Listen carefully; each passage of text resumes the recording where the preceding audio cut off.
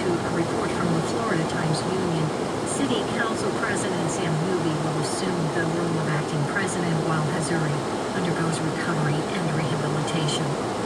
And the Florida Department of Health is asking you to please answer calls from a particular number because it's coronavirus related. It's part of Florida's comprehensive contact tracing effort. They also posted a graphic on Twitter that explains the process. If a person tests positive, public health staff ask them about their close contacts. So save this number into your phone. It is 833-917-2880.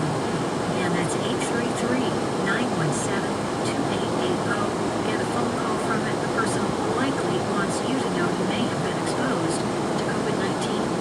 Baptist Health wants you to stay as healthy as possible by helping you find a primary care doctor who understands your needs, goals, and preferences. And Baptist Primary Care Physicians now offer secure online visits.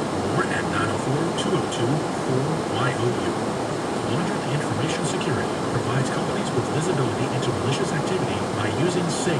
With our around-the-clock analyst support, we identify, validate, and report cyber threats for our customers day or night. QuadrantSec.com.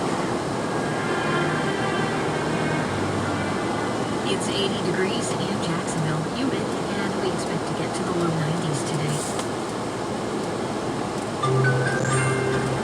What to do about those $600?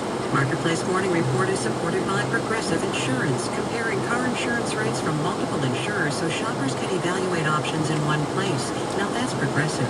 Comparisons available at Progressive.com or 1-800-PROGRESSIVE. From Marketplace in New York, I'm Sabri Ben-Achour for